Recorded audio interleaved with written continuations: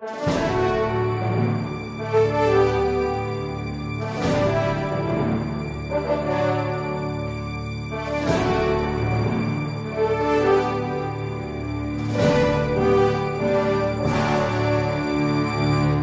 Resposta Católica de hoje, gostaríamos de falar a respeito da presença real de Jesus na Eucaristia. Trata-se de uma pergunta dos nossos alunos que quer saber o que quer dizer realmente presença real. Porque Jesus está presente em todos os lugares, não está? E essa presença dele é irreal? Ora, se Jesus está em todos os lugares e essa presença é real, o que quer dizer presença real na Eucaristia? Pois bem, a resposta nos dá o Papa Paulo VI, na sua encíclica Mysterium Fidei, de 1965. No número 41, o Papa Paulo VI diz o seguinte: esta presença chama-se real, não por exclusão, como se as outras não fossem reais, mas por excelência, porque é substancial, quer dizer, porque por ela está presente, de fato, Cristo completo, Deus e homem. E aqui, uma nota de rodapé, que nos remete ao decreto sobre a Eucaristia do Concílio de Trento, que explica a transubstanciação. Ou seja, Jesus está ali presente substancialmente, não somente enquanto Deus, mas também enquanto homem, ressuscitado e glorioso, completo. Existe ali uma presença diferente. E essa presença a Igreja chama de substancial. Bom, para entender essa linguagem, que foi a linguagem escolhida pelo Concílio de Trento, nós precisaríamos entender um pouquinho de filosofia. E filosofia aristotélica, ou seja, a Igreja usa uma linguagem própria de um filósofo da antiguidade, porque é a melhor linguagem para nós expressarmos esse mistério. E o próprio Papa Paulo VI deixa muito claro na encíclica Mysterium Fidei que nós não podemos dispensar essa linguagem e dizer assim, ela é uma linguagem do passado, nós vamos modificá-la, né, por uma linguagem mais moderna. Ele diz, não estamos autorizados a mudar esta linguagem, porque ela é a linguagem apta para transmitir para as pessoas aquilo que dizia São Boaventura, e a citação está na encíclica, que Jesus está presente na Eucaristia da mesma forma que ele está presente no céu. Ou seja, não somente enquanto Deus, mas também presente enquanto homem glorificado. Essa é uma realidade que nós cremos. E como é que esta linguagem de transubstanciação, de substância, pode nos ajudar a ver isso? Bom, nós precisamos então entender qual é a diferença entre substância e acidente, ok? Bom, primeiro, o que é substância? Substância é a identidade da coisa. E o que é acidente? Acidente é a aparência da coisa. Por quê?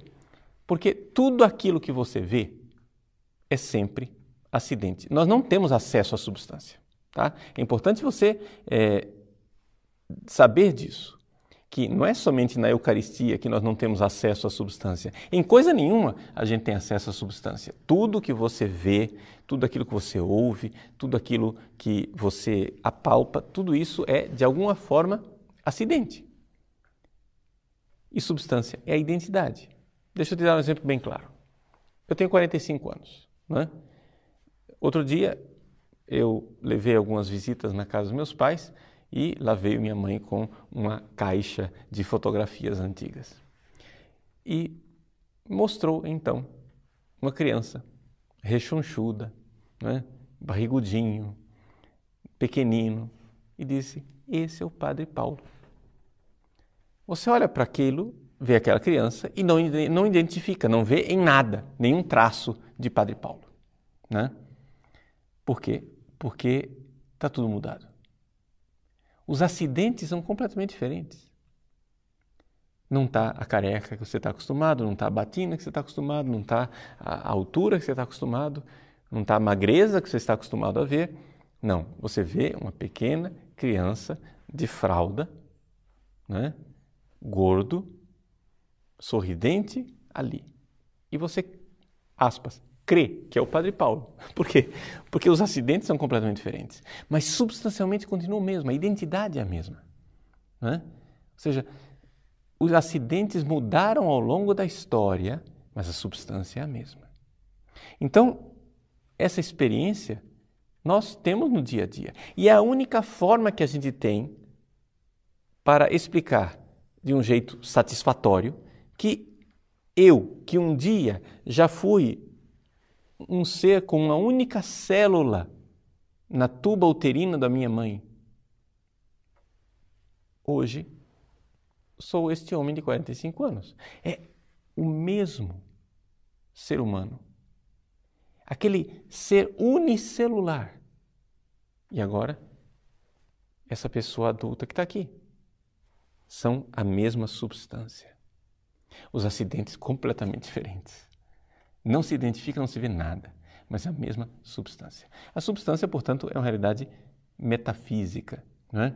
É algo que a gente vê que está lá, mas vê com os olhos da inteligência e não com os olhos dos sentidos. Pois bem, e o que é uma substância? Acidente já entendemos, é tudo aquilo que a gente tem acesso por fora. A substância é a identidade. Quando você muda a substância, você mudou a identidade. Por exemplo, quando você pega uma matéria como é a grama,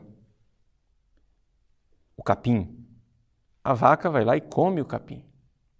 Ora, depois aquela matéria é transformada pela vaca, né, por aquela fábrica que é o tubo digestivo. E, então, aquilo que antes era capim, transforma-se, por exemplo, em leite. Você, então, toma um copo de leite em casa. Você não come capim, você toma leite. Mas por que você é capaz de tomar leite e não comer capim? Porque a vaca transubstanciou o capim.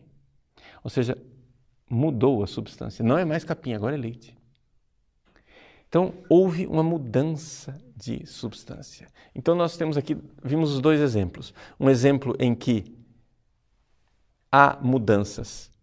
Uma mudança que não foi substancial. Padre Paulo no útero da mãe é o Padre Paulo hoje. Mudou bastante, mas a substância é a mesma. E uma mudança em que a substância, não é? Houve alteração. O capim se transformou em leite. Não é? Num caso, a substância continuou, no outro caso, a substância mudou. O capim para o leite é uma transubstanciação. Mas o que acontece quando acontece uma transubstanciação na vida normal? A substância muda? A aparência também muda. Muda a substância, mas mudam também os acidentes. Muda também a aparência de capim. Não tem mais aparência de capim, agora tem aparência de leite. Então, quando a gente tem uma transubstanciação no mundo real, concreto, do nosso dia a dia, né, no mundo corriqueiro, ordinário da nossa vida, nós temos uma mudança de substância com uma consecutiva mudança de aparência. Na Eucaristia acontece algo interessante. Os acidentes não mudam. A aparência é de pão, o gosto é de pão, o peso é de pão, o formato é de pão. Tudo é de pão. Substância não é de pão. É Jesus. Corpo, sangue, alma e divindade. Jesus inteiro. Jesus completo. Jesus, Deus e homem ali presente. É uma forma de nós entrarmos em comunhão não somente com a segunda pessoa da Santíssima Trindade na sua divindade, mas entrarmos em comunhão também com o homem, ou seja, com Deus que se fez homem. Pois bem, lá no pão, na hóstia consagrada, eu não posso mais dizer que aquela hóstia é pão. Por quê? Porque a substância de pão foi embora. Ficou somente o acidente de pão. Então é por isso que eu tenho ali uma presença real. A presença de Jesus, agora, nesse momento, nesse estúdio que eu estou aqui gravando, ela é real também. Mas não tenho aqui a presença eucarística, não há um sacrário aqui no estúdio. Então, já que não há presença eucarística, Jesus está aqui presente por outros títulos. Por exemplo, Jesus está aqui presente por imensidade. A presença de Deus por imensidade quer dizer, Ele, enquanto Deus, Criador do céu e da terra, está aqui presente. Mas não está aqui presente enquanto homem. A sua humanidade não está aqui. A presença de imensidade de Deus, ela é diferente. No entanto, existe de alguma forma a presença da humanidade de Cristo aqui. Como? Em mim. Por quê? Porque eu sou membro do seu corpo, pelo batismo. Então existe uma presença de Cristo em mim e eu nele através do batismo. Mas esta presença não é uma presença de transubstanciação. Eu, quando sou batizado, a substância de Paulo Ricardo continua lá. Então, poderia dizer que no batismo, na ordenação, também, porque Jesus também está presente em mim enquanto sacerdote, cabeça da igreja, através da ordenação. Jesus também está presente em mim enquanto ungido, através da crisma. São vários títulos diferentes dessa presença de Cristo. Eu posso dizer que essas presenças de Cristo, através dos outros sacramentos, se dão por consubstanciação. Ou seja, são duas substâncias que estão lá juntas. Ora, isto não acontece na Eucaristia. Por quê? Porque isso foi condenado como heresia. É a heresia da empanação. A heresia da empanação consiste no seguinte, em achar que a substância de pão continua lá e que Jesus está consubstancial, igualmente presente lá no pão. Era essa a ideia de Lutero. Lutero acreditava que Jesus está presente na Eucaristia, mas o pão também está presente. Nós não. Nós cremos profundamente na ausência do pão e na presença de Cristo. Então, o que diferencia a fé católica daquilo que é a opinião dos luteranos está no fato de que nós cremos não somente na presença de Cristo, numa densidade e numa realidade muito maior do que aquela de Lutero, porque cremos aqui que Jesus está realmente presente enquanto corpo, sangue, alma e divindade. Mas também cremos numa ausência, a ausência do pão, coisa que Lutero não cria, ele cria na presença do pão. Já os calvinistas, que são, é interessante que a gente trata protestantes como se fosse tudo a mesma coisa, mas não é a mesma coisa, né? Os calvinistas, dos quais descendem a maior parte dos protestantes brasileiros, porque é dos calvinistas que vieram, os presbiterianos e assim por diante, daí vieram os pentecostais e companhia limitada. Muito bem. Dos calvinistas, existe algo de mais grave ainda, porque eles nem creem aquilo que Lutero cria. Lutero achava que pela fé da comunidade, a fé da comunidade produzia uma presença de Cristo, que para Lutero era bastante real, que estava lá consubstancial ao pão. Já Calvino não.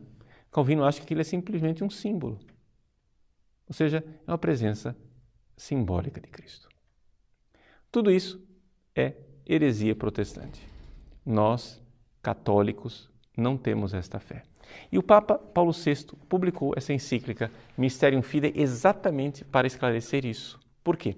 Porque alguns teólogos católicos estavam começando a namorar uma linguagem que tinha sabor protestante e conduzia ao protestantismo. O Papa Paulo VI não chegou de chamar esses teólogos de protestantes. Na encíclica, ele ainda acha que eles, de alguma forma, são teólogos bem-intencionados. No entanto, ele diz, cuidado, ao mudar a linguagem, se vocês param de falar de transubstanciação e começam a falar de transsignificação, de transfinalização, vocês estão lidando com algo de muito perigoso, porque nós precisamos continuar a crer naquilo que é a fé da Igreja. Esses teólogos, especificamente, foram 2 teólogos holandeses, um jesuíta chamado Schoenberg e um outro dominicano chamado Schillebeeckx. Esses 2 teólogos estavam por trás do famoso catecismo holandês, não é? Uma versão de teologia liberal do catecismo católico que expressava a fé católica sem afirmar os dogmas católicos com suficiente clareza, deixando sempre um espaço para uma interpretação protestante daquilo que é a nossa fé. Então, aqui nós vemos uma coisa interessante e com isso eu concluo essa resposta católica, que é o seguinte: nós nem sempre somos obrigados a dizer a verdade. Por exemplo, existem verdades que eu posso omitir por pudor. Não sou obrigado a dizer tudo o que está no meu coração para você. Porém, existem algumas verdades que nós somos moralmente obrigados a dizer. A verdade sobre a Eucaristia é uma delas. Quando nós falamos da Eucaristia, precisamos dizer tudo o que nós cremos. Se você, por ecumenismo, para não ferir as sensibilidades protestantes, diz somente aquela parte da verdade eucarística que seria aceita por um protestante, você está cometendo um pecado de omissão, porque está omitindo a verdade da sua fé, que é um dever professar diante daqueles que lhe perguntarem.